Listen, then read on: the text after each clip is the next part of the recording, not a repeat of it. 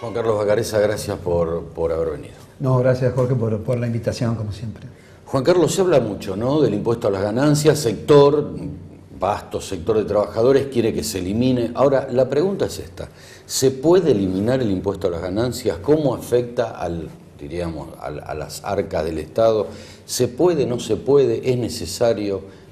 ¿Dónde estamos parados? Este es el tema, ¿no? Desde el punto de vista histórico, el impuesto a las ganancias están bastante mal informados los que hablan de esto. Se creó en el año 1932. Su creador fue el doctor Raúl Prebisch, siendo subsecretario de Economía del gobierno de facto de Uriburu, unos meses antes de terminar el gobierno. ¿Cuántas cosas llegan por un tiempo, sí, momento de crisis, y quedan eternamente? Y era por 5 años. El motivo conceptual de por qué se creaba el impuesto era por el déficit fiscal que existía en el país y para honrar la deuda externa. Es como si volviéramos, volver al futuro, digamos. Si uno lo analiza hoy, déficit fiscal, honrar la deuda. Lo mismo, están en los conceptos de por qué se crea el impuesto. El impuesto se crea con la misma normativa y forma que tiene hoy, con cuatro categorías. La primera, que es la que grava la renta de los inmuebles del campo y de los inmuebles urbanos. La segunda, que gravaba la renta financiera, la gravaba. La tercera, comercio, industrias y auxiliares de comercio. Y la cuarta, remuneraciones. O sea que siempre existió desde el inicio el impuesto que gravaba las remuneraciones. Ahora, gran diferencia. La primer tabla, esta que se habla de la de Machinea, digamos la tabla de Machinea, pero de 1932, sí. Tenía 34 escalones. Empezaba con 0,125 y terminaba con 4% a las rentas mayores de 4.000 pesos. Moneda nacional de aquella época. 34 escalones, decís vos, 34 posibilidades. Progresiones, claro. De aplicación. De aplicación según lo que se ganaba. Ahí está. Exactamente. Ahí está.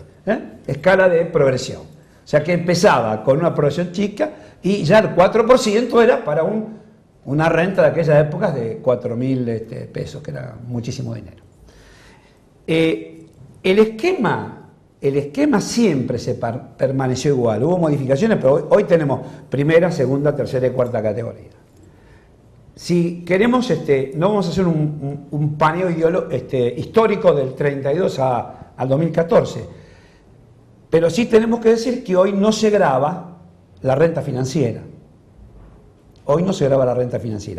E históricamente los salarios de los obreros nunca fueron gravados, porque no alcanzaban... Ni en el 30 tampoco. No, claro. Históricamente, esto es lo que sucede ahora, estas discusiones que hay. Entraron sectores obreros que fueron alcanzados por el salario. Ahora, vamos a escuchar una campana que dice es porque tienen los sueldos altos. Entonces, yo me pregunto, ¿y por qué no actualizan el mínimo imponible? ¿Y por qué no actualizan la deducción de cónyuge? ¿Y no actualizan la deducción por hijo? ¿Y no actualizan las deducciones que quedaron fijadas en el tiempo? La inflación se come el valor de las deducciones. No es lo mismo deducir 9.600 pesos en el 2002 o en el 2003 que deducirlo ahora. No es lo mismo. En la medida que yo deje fijo las deducciones y me vaya subiendo el salario por inflación, por lo que fuera, llega un momento que empiezo a cambiar de escala. De no pagar, paso a pagar poco, de pagar poco paso a la otra escala, de la otra escala a la otra escala, seguro. Y están llegando todos casi a la última escala, que es el 35%. Que además esa escala, que es la escala del gobierno, de la alianza, y la verdad que se le imputan al ministro de Economía, y yo sé, porque soy profesor de impuestos en la Facultad de Ciencias Económicas de la Universidad de Zamora, soy codirector de una materia de impuestos, más o menos uno está vinculado a los impuestos. En general, cuando se hace alguna metodología impositiva, la hacen especialistas que son, ¿sabes de qué? No son de trabajo de calle, son de cenáculos académicos y que no tienen contacto con la realidad.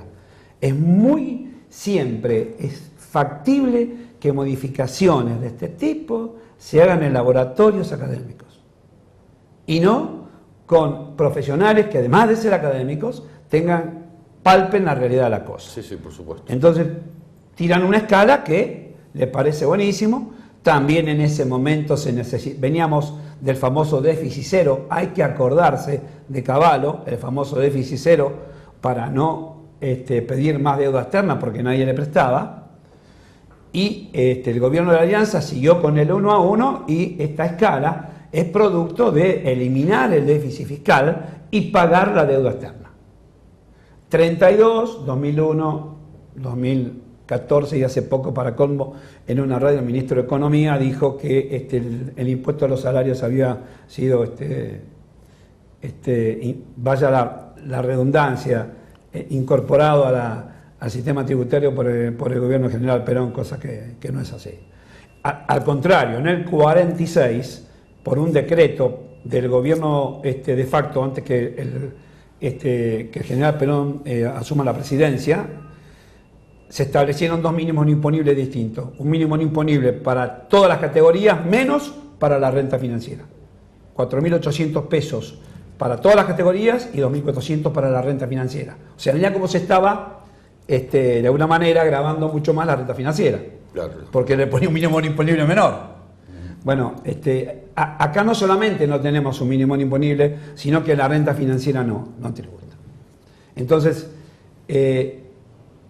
¿se puede sacar impuestos a las ganancias? No, no se debe. Si volvemos a la naturaleza y al espíritu del impuesto a las ganancias, que alcanzaba las grandes remuneraciones de gerentes, altos ejecutivos, empleados, una serie de cosas. Para eso fue creado en su momento, no para que pague sí, con sumo respeto de un muchacho que maneja un camión de recolector de residuos. Para eso no fue creado. Claro. Sí, con 30 y pico de categorías. Claro, exactamente. 30 y pico de escala progresiva. Progresiva. De la tabla, de escala progresiva. Entonces, que hay una salida de emergencia por el tema de los sueldos anuales complementarios, los llamados aguinaldos, y que esto puede crear un bache fiscal si modificamos.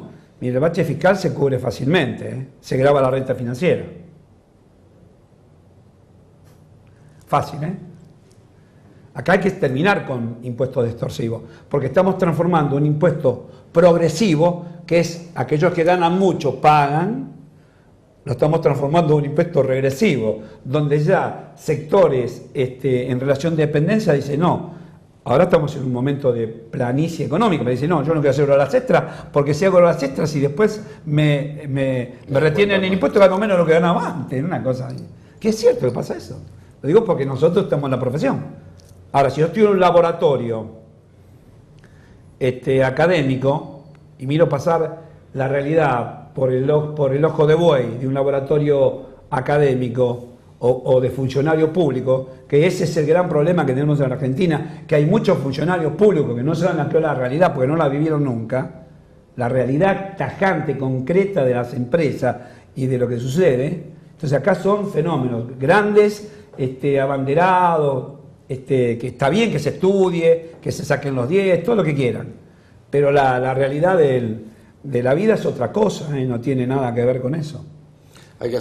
Tendrían que copiarse mucho, ¿no?, de los marketineros. Vos sabés que antes tenían grandes despachos con esos pizarrones que con flechas para arriba, para abajo, lo que era y hoy están en la calle. Claro. O sea, no hay más. No. Hoy el marketinero, claro, el gerente de comercialización de una empresa, tiene que caminar. Está en la calle. Claro, exactamente. O sea, se acabó.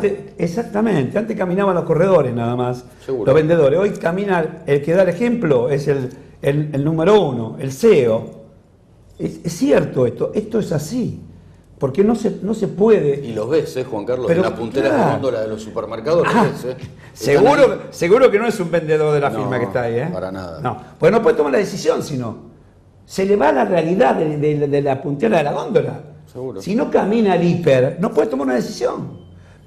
Nosotros teníamos un profesor en la Facultad de Ciencias Económicas de la UBA en la década del 60 y 70, cuando yo estudié, que fue profesor honorario en costos, se llamaba el doctor Osorio, y cuando no me olvido más, yo caminaba por el aula enseñando costos industriales, y ¿sabés lo que nos decía?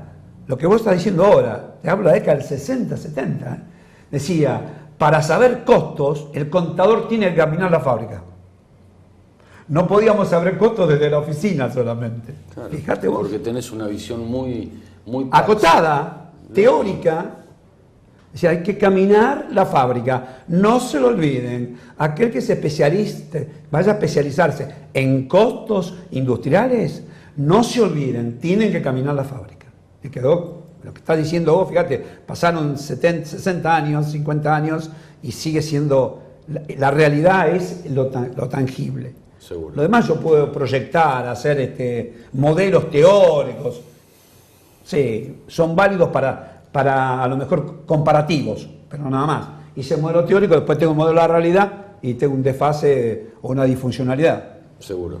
Breve, que nos quedamos Sí. sin tiempo. Íbamos a hablar de déficit fiscal, pero quiero hablar de otra cosa breve, que es por qué no se produce en nuestro país, y esto desde años, prometido por varios gobiernos, una profunda reforma fiscal. ¿Por qué? ¿Qué es lo que mueve esto para que no se llegue a una profunda reforma fiscal? Bueno, creo que hay tres elementos que interactúan. Primero, lobbies importantes empresariales. Lobbies, que acá están prohibidos y en Estados Unidos están autorizados. Seguro. En Estados Unidos, más o menos se calcula que hay 6.500 personas trabajando en lobby en la Cámara de Diputados y Senadores. Lobbyistas, reconocido con jubilación y todo. Sí. Bueno, Sí. Primero, acá lo que pasa es que los lobbies son de otra manera. No son a cara descubierta. Seguro. Primero. Segundo, el día a día que tiene el gobierno para cubrir la recaudación por los gastos. El desequilibrio entre gastos y recaudación le impide hacer una modificación de la estructura tributaria porque tienen miedo de quedarse sin recaudación. Tercero, una modificación tributaria no se hace en un año.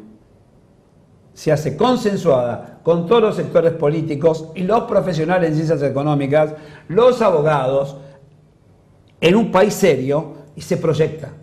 Y se va caracterizando su propia vida, su futura vida, esta estructura tributaria a futuro. Es decir, no es que yo asumo, bajo el IVA, saco ganancias, no es así. No es así.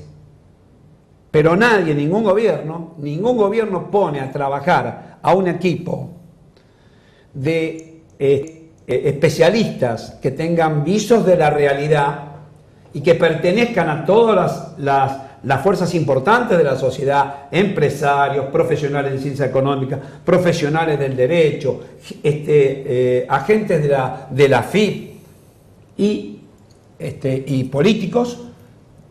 Mirá qué bien, empresarios, profesionales, políticos, agentes de la FIP, profesionales del derecho, y encaminar una reforma tributaria que sea una reforma que para una Argentina del futuro. Ahora nosotros vivimos día a día. Vos estás 4 años en el gobierno y decís, bueno, estuve 4 años día a día.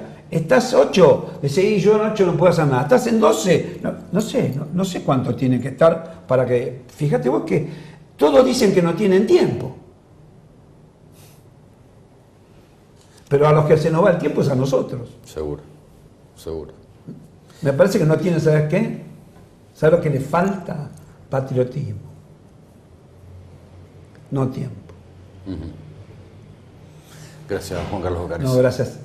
Muy buenas, que tengas unas felices Navidades y un buen fin de año. Gracias por todo lo que has hecho por nosotros, aquellos que podemos tener voz en este programa y están siempre con esta libertad. Te lo agradezco por todo este año y los otros años. Un gusto y lo mejor. Gracias. Pausa.